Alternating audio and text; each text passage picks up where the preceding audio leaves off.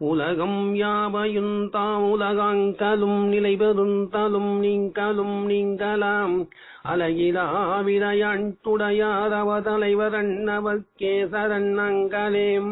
ஐவகை பொருளு நான்கு கரணமும் குணங்கள் மூன்றும் செய்வினை இரண்டும் ஒன்றியாவருந்திகைப்ப நின்ற பொய்யிருள்ளகல ஞானம் பொருண்கதி விரிந்த முத்தேள் கைவலராழி செங்கண் கண்ணனை கருத்துள் வைப்பாம். ஆன்மலாபம் கீதை காட்டும் பாதை என்ற தலைப்பிலே பகவத்கீதையின் ஸ்லோகங்களின் தமிழ் அர்த்தத்தை நாம் சிந்தனை செய்து கொண்டிருக்கின்றோம். சென்ற முறை 2வது அத்தியாயம் 18வது ஸ்லோகம் வரை பார்த்திருக்கிறோம். தொடர்ந்து பார்க்கலாம். 2வது அத்தியாயம் சாங்கிய யோகம் 19வது ஸ்லோகம். பகவான் உபதேசிக்கின்றார், எவன் ஒருவன் இந்த ஆன்மாவை கொல்வதாக அறிகின்றானோ, எவன் இந்த ஆன்மா கொல்லப்படுவதாக அறிகின்றானோ, அந்த இருவரும் ஆன்மாவை அறிந்தவர்கள் அல்லர். ஏனென்றால் இந்த ஆன்மா கொல்வதும் இல்லை, கொல்லப்படுவதும் இல்லை. தேகத்திற்கு முடிவு உண்டு, ஆன்மாவுக்கு தேகிக்கு முடிவில்லை. அதாவது அழியாதது, சாஸ்வதமானது. தண்ணீர் ஆவியானதும் பனிக்கட்டியாக மாறினாலும் தண்ணீர் அழிந்தது போல் தோன்றுகின்றதே தவிர உண்மையில் அழிவதில்லை, வேறு வடிவத்தில் இருக்கின்றது. தேகம் கொல்லப்படுவதாக தெரிந்தாலும் ஆன்மாவும் கொல்லப்பட்டதாக தெரிவது தோற்றமே, அது நிஜமல்ல. ஆன்மா கொல்ல முடியாதது, ஆன்மா உணர வேண்டிய ஒன்று என்றாலும் ஏகதேசமாக ஆன்மா எத்தன்மையது என்று சொல்லி தெரிய வைக்க வேண்டும் அல்லவா? உலகத்திலே அனைத்தும் இரட்டைகளாக, இருமைகளாக, அதாவது துவந்துவம் இருக்கின்றன. ஆண் பெண், பகல் இரவு, இன்பம் துன்பம், குளிர்ச்சி வெப்பம், வெயில் நிழல், ஆரம்பம் முடிவு, உறவு பிரிவு, இப்படி இருக்கின்றது. இதில் ஒரு வகையை பற்றி சிந்திப்போம். பார்க்கும் பொருள், பார்க்கப்படும் பொருள், உணரும் பொருள், உணரப்படும் பொருள், அறியும் பொருள், அறியப்படும் பொருள். இது ஒரு வகையான துவந்துவம், இரட்டை. பார்க்கும் பொருள், உணரும் பொருள், அறியும் பொருள், இவை ஆங்கிலத்தில் சப்ஜெக்ட் எனப்படும். பார்க்கப்படும் பொருள், உணரப்படும் பொருள், அறியப்படும் பொருள், இவைகளை ஆங்கிலத்திலே ஆப்ஜெக்ட் என்று சொல்வார்கள். இப்போ சர்வசாதாரணமாக இந்த ஆங்கில வார்த்தைகள்லாம் புழக்கத்தில் இருக்கிறதுனால சப்ஜெக்ட் ஆப்ஜெக்ட் என்று சொன்னாலும் கூட சுலபமாக புரிந்து கொள்வார்கள். அதற்காக இதை சொல்ல வேண்டி வந்தது. தொலைவில் உள்ள கம்பத்தை பார்க்கின்றேன், கம்பம் என்னால் பார்க்கப்படுகின்றது. எனக்கு கம்பம் பார்க்கப்படும் பொருள் ஆகின்றது. ஆகவே கம்பம் பார்க்கப்படும் பொருள், அது ஆப்ஜெக்ட். பார்க்கின்ற நான் பார்க்கும் பொருள் ஆகின்றேன். அப்போ பார்க்கின்ற பொருள் நான் சப்ஜெக்ட் இல்லையா? அப்போ கம்பம் ஆப்ஜெக்ட், பார்க்கின்ற நான் சப்ஜெக்ட். சரி, அடுத்து எதிரிலே இருக்கின்ற மேஜையை பார்க்கின்றேன். மேஜை பார்க்கப்படும் பொருள், அதாவது ஆப்ஜெக்ட். நான் பார்க்கும் பொருள் சப்ஜெக்ட். இப்படி பார்க்கின்ற நேரத்திலே என்னுடைய உடம்பிலே ஒரு கொசு கடிக்கின்றது. கொசுவை அடிக்க கையை ஓங்கினால் இந்த உடம்பு கண்ணுக்கு தெரிகின்றது. என்ன ஆச்சரியம்! கம்பத்தை பார்க்கும் போதும் மேஜையை பார்க்கும் போதும் பார்க்கின்ற பொருளாக சப்ஜெக்டாக இருந்த இந்த உடல், சப்ஜெக்டாக எண்ணிக்கொண்டிருந்த இந்த உடல் இப்போது பார்க்கப்படும் பொருளாக ஆப்ஜெக்டாக மாறிவிட்டது. அப்படியானால் பார்க்கும் பொருள் சப்ஜெக்ட் எது?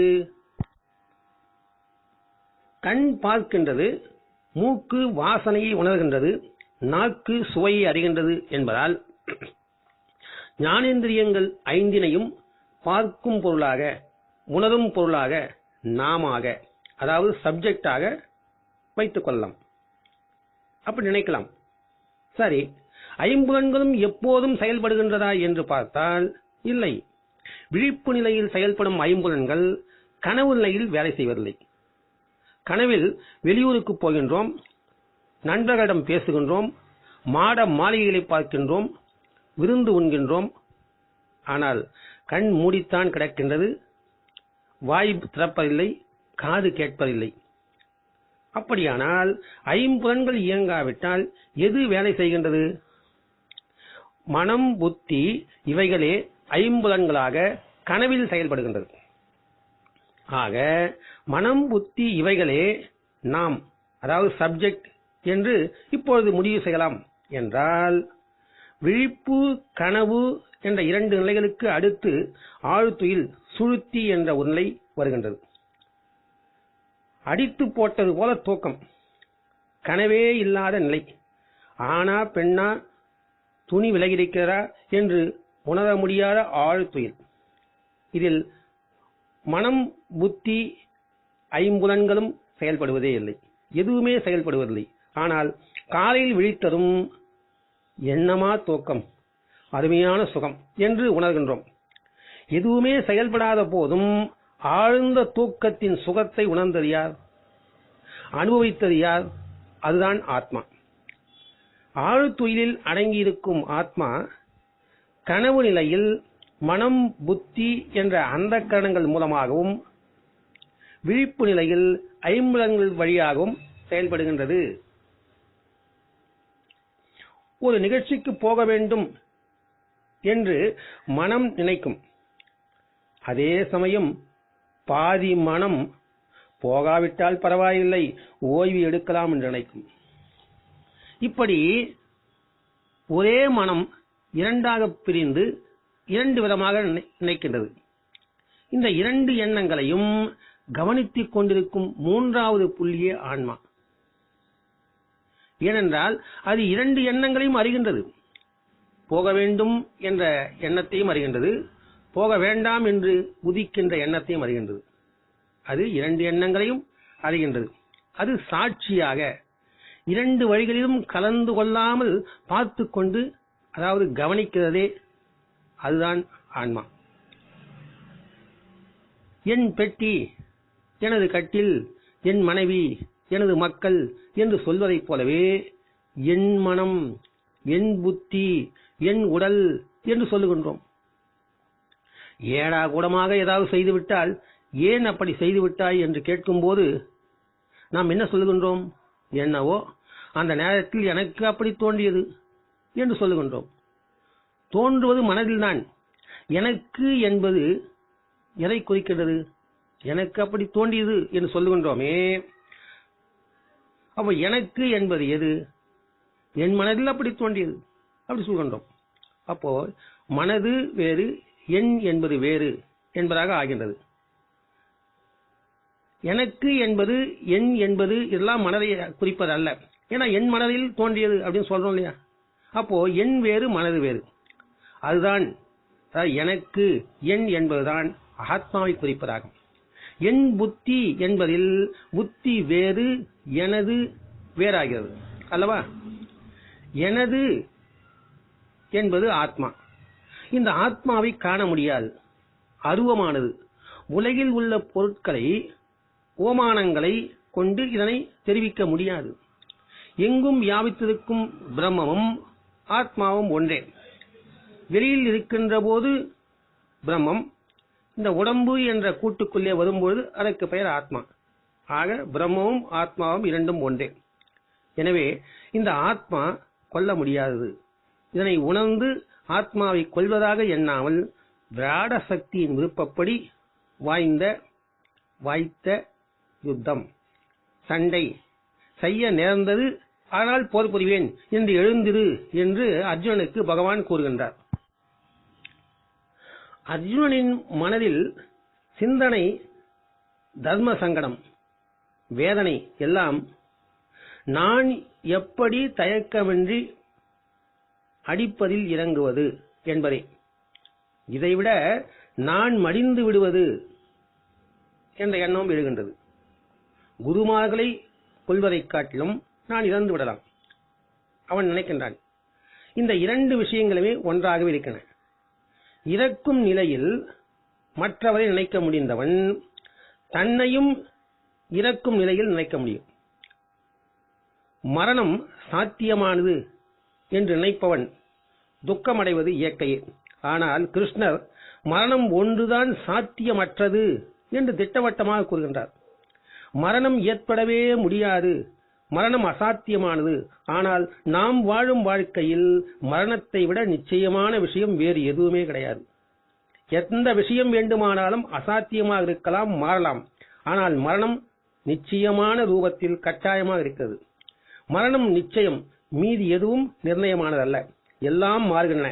சிலர் துக்கப்படுகின்றார்கள், சிலர் சுகப்படுகின்றார்கள், சிலர் ஆரோக்கியமாக இருக்கின்றார்கள், சிலர் நோயாளியாக இருக்கின்றார்கள், சிலர் வெற்றி அடைகின்றார்கள், சிலர் தோல்வி அடைகின்றார்கள், சிலர் ஏழையாக, சிலர் அரசனாக என்று பல விஷயங்கள் மாறி மாறி பலவித நிலைகள் ஏற்படலாம். ஆனால் மாறாத நிச்சயமான ஒன்று மரணம். அரசனும் அங்கே மரணம் அடைகின்றான், பிச்சைக்காரனும் அங்கே மரணம் அடைகின்றான். வெற்றி அடைபவன், தோல்வி அடைபவன், ஆரோக்கியவான், நோயாளி, அனைவரும் அங்கு அடைந்தே ஆக வேண்டியது மரணம். நாம் நிற்கும் இந்த வாழ்வில் நிச்சயமான ஒன்று மரணம்தான். கிருஷ்ணரே நேர் எதிர்மறையாக கூறுகின்றார். மரணம் அசாத்தியம் என்பது ஒன்றுதான் நிச்சயமான உண்மை என்று சொல்கிறார். எப்போதும் யாரும் இறந்ததில்லை, எப்போதும் யாரும் இறக்க முடியாது, மரணம் ஒரு பிரமையே. ஒரு கால் இந்த மரணத்தை சுற்றியே நமது வாழ்க்கையின் எல்லா கோணங்களும் நிர்மாணம் ஆகியது போலும். அப்படி இருக்கிறது. மரணம் உண்மை என்று காண்பவர்களுடைய வாழ்வில் தேகத்தை தவிர மற்ற அனுபவங்கள் அதிகமில்லை.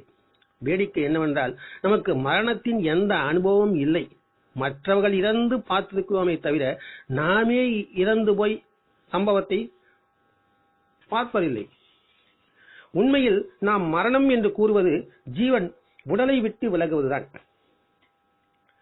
விளக்கு தன் ஒளியை திரும்ப வாங்கி ஒடுங்குவது போல ஜீவன் தன் பரப்பை தன்னுள் ஒடுக்கிக்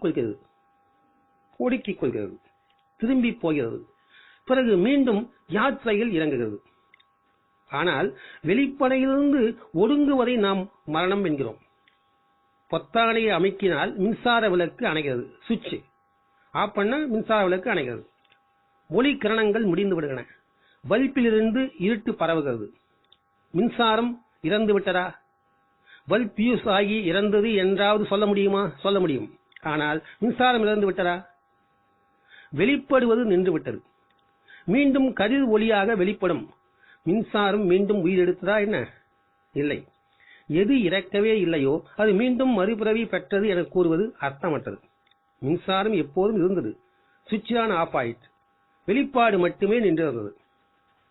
நாம் மரணம் என்று கூறுவது வெளிப்பட்டது, வெளிப்பாடு மீண்டும் மறைவதே. நாம் பிறவி என்று கூறுவது மறைந்திருப்பது, மீண்டும் வெளிப்படுவதே. கிருஷ்ணர் கூறுகின்றார், தேகத்தை கொள்வதால் ஆத்மா அழிவதில்லை, தேகத்தை காப்பாற்றுவதால் ஆத்மாவின் கதியில் ஒரு மாறுதலும் இல்லை. ஆத்மா அழிவதில்லை, மாறுவதில்லை. உண்மையில் இறப்பு, மாற்றம் இவற்றை கடந்து இருப்பது ஆத்மா மட்டுமே, இருப்புத்தன்மை மட்டுமே. ஆத்மா நிச்சயமாக அமரத்துவம் கொண்டது. ஆனால் நாம் மூடர்கள். ஆத்மா அழிவற்றது என்று கிருஷ்ணர் கூற கேட்டிருக்கின்றோம். நாம் இறக்கக்கூடியவர்கள் தான் என்பதையும் நன்கு அறிவோம். ஆயினும் நம்மை காப்பாற்றிக் கொள்ளும் முயற்சியிலேயே இருந்து கொண்டிருக்கிறோம். ஆத்மா அழிவற்றது என்று தினம் பாடம் ஜபிப்பது நாம் இறக்க மாட்டோம் என்று நம்பிக்கை ஊட்டிக் கொள்வதற்காகவே. நான் இறந்துவிட மாட்டேன் என்ற நம்பிக்கையை தனக்குத்தானே ஊட்டிக் கொண்டிருக்கிறோம். இதுவும் இரண்டு வெவ்வேறான தலங்களில் விஷயங்களே. ஒன்று கிருஷ்ணர் நிற்கும் தலம், இந்த வேற்றுமையை கவனிங்கள். மற்றொன்று நாம் நிற்கும் தலம், ஸ்டேஜ். கிருஷ்ணர் கூறும் விஷயம் அவர் நிற்கும் தளத்திற்கு நாம் உயர்ந்தாலே பயனுள்ளதாக ஆகும். ஆனால் கிருஷ்ணரை நமது தளத்திற்கு இருக்க வேண்டாம். அது சுலபம் என்பது வாஸ்தவம்தான். நமது தளத்திற்கு கிருஷ்ணரை இழுப்பது சுலபம். ஏனென்றால் கிருஷ்ணர் எதுவும் செய்துவிட முடியாது. நீங்கள் கீதையை எந்த தளத்திற்கு வேண்டுமானாலும் எடுத்துச் செல்லலாம். நீங்கள் கூண்டில் இருந்தாலும், குடிசையில் இருந்தாலும், நடுத்தெருவில் இருந்தாலும், நரகத்தில் இருந்தாலும், எங்கே இருந்தாலும் கீதை எடுத்துச் செல்லலாம்.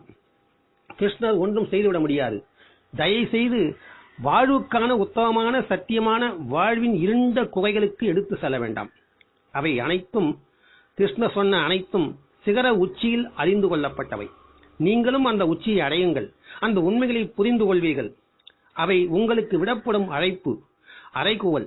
எங்கே ஒளி, வெள்ளம், வெளிச்சம் நிறைந்திருக்கிறதோ, எங்கே ஆத்மா மட்டுமே நிறைந்திருக்கிறதோ, எங்கே அமரத்துவம் இருக்கிறதோ அங்கே அடைந்து விடுவதற்கான அழைப்பு மாத்திரமே இது. ஆனால் எந்த இருண்ட சந்துகளில் நாம் வாழ்கின்றோமோ, எங்கே இருட்டை தவிர வேறு எதுவும் இல்லையோ, அங்கே எந்த ஒளியும் எட்டுவதாக தெரியவில்லை. ஆகவே நீங்கள் வாழ்வுக்கான அந்த உத்தமமான சத்தியங்களை வாழ்ந்து இருண்ட குகைகளுக்கு எடுத்து செல்ல வேண்டாம்.